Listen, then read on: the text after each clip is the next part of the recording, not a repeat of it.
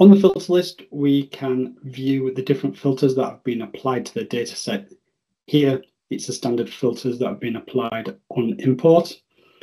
We can check the parameters of these filters and add filters where required.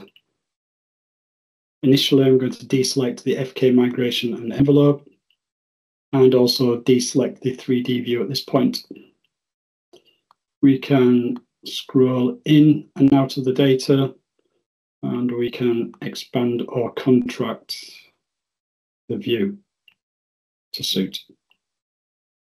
To check the parameters, first I will start with the linear gain, and here you can expand the linear gain and use the slider bar to increase and decrease the parameters for this filter.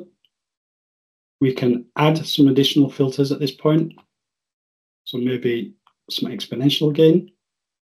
You can click and drag, move that into the correct position, and then increase and decrease the values here. Maybe using the contrast control just to adjust also.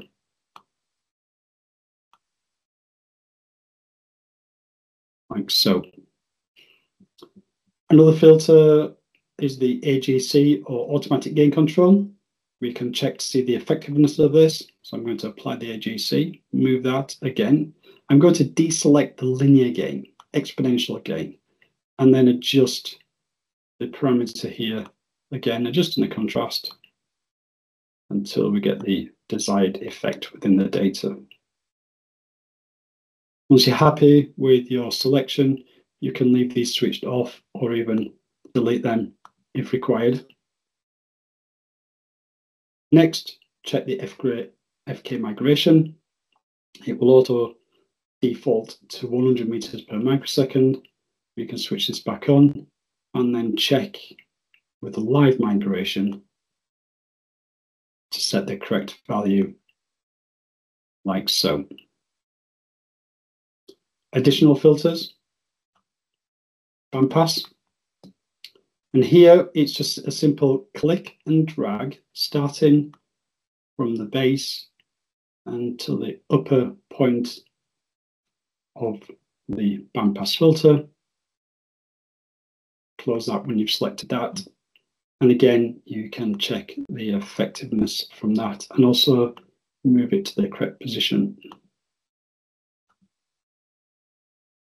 Once you've selected your correct values, reapply the envelope. And this is important before we move to the 3D and interpolation values.